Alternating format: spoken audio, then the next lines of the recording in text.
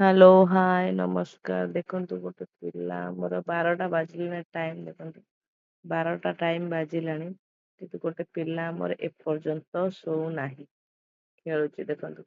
11ଟା ବେଳେ ଶୋଇ ପଡ଼ିଥିଲା ଉଠି ପଡ଼ିଛି। ଟୋଟାଲ ଆଉ ଶୋଉନି। ତା ଶୋଇବା ଟାଇମ୍‌ଟା ଆଜି ଟିକେ ଏପଟ ସେପଟ ହେଇଗଲା। ଗୋଟେ ପିଲା ଆମେ କି ମସ୍ତି କରୁଛୁ ଦେଖ। ଦେଖ ସିଏ ତାର ଚେଇଁକି ଖେଳୁଛି। ଆମକୁ ଯେ ପ୍ରବଳ ନିଦ ଆସିଲାଣି। ଦିନରେ ଆଜି ବହୁତ କାମ ଟିକେ ହେଇଯାଇଛି ସେଇଥିପାଇଁ ପ୍ରବଳ ନିଦ ଆସିଲାଣି।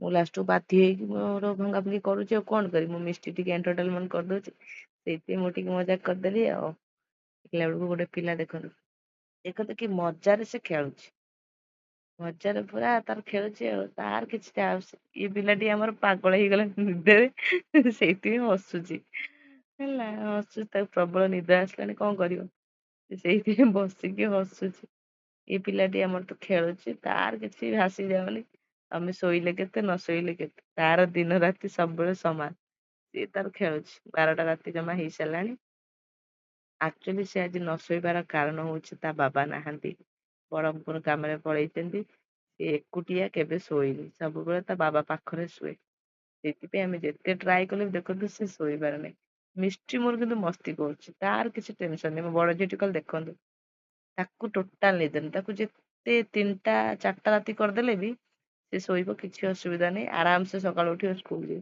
ତାର କିଛି ପ୍ରୋବ୍ଲେମ ନାହିଁ ଆମେ କଣ ସକାଳୁ ଉଠିବୁ ନା ନାଇଁ ଆମର ପୁଣି କାମ ଅଛି ନା ନାଇଁ ଆମର ସକାଳୁ ଦୁନିଆ କାମ ଏତେ ଲେଟ୍ ନାଇଟରେ ଯଦି ଆମେ ଶୋଇବୁ ଦେଖନ୍ତୁ 12ଟା 12:30 ଟାଇମ ହବାକୁ ବସିଲାଣି 12ଟା ହେଲାଣି ଦେଖିବେ ଗୋଟେ ପିଲା ଏ ପର୍ଯ୍ୟନ୍ତ ନିଦ ଆସିଲାଣି କିନ୍ତୁ ତଥାପି ଶୋଉନି ଦେଖନ୍ତୁ ସିଏ ମସ୍ତି କରୁଛି ପଛପଟେ ଟିକେ ଟ୍ରାଏ କରୁଛି ମୁଁ ଶୋଇପଡିବ ତା ବାବା ଯେମିତି ଧରି ବୁଲାନ୍ତି ମୁଁ ଚେଷ୍ଟା କରୁଛି ସେମିତି ଆଟଲିଷ୍ଟ କଲେ କାଳେ ଶୋଇପଡିବ କିନ୍ତୁ ସେ ଶୋଇବାର ନାଁ ଧରୁନି ଦେଖନ୍ତୁ ଟାଇମ ଆସିକି 1 ବାଜିଲାଣି ଏପର୍ଯ୍ୟନ୍ତ ପିଲା ଗୋଟେ ଶୋଉନାହିଁ ଶୋଇଲେ ସିନା ଆମେ ଶୋଇବୁ ଆମକୁ ପ୍ରବଳ ନିଦ ଲାଗିଲାଣି ଥକା ଲାଗିଲାଣି ପ୍ରବଳ କିନ୍ତୁ ସେ ଶୋଉନି ଫାଇନାଲି ସେ ଶୋଇଲା ମତେ ପ୍ରବଳ ନିଦ ଆସିଲାଣି ମୁଁ ଏବେ ଯିବି ଶୋଇବା ପାଇଁ ଶୋଇଲେ ସକାଳୁ ପୁଣି ଉଠିଲେ ଦୁନିଆ କାମ ଅଛି ସେ କାହାର ନାହାନ୍ତି ମୁଁ ବର୍ତ୍ତମାନ ସବୁ କାମ ସକାଳୁ ଉଠି କରିବାକୁ ପଡିବ ଶୋଇବାକୁ ନିଦ ଲାଗିଲାଣି ଏବେ ଯାଉଛି ଫାଇନ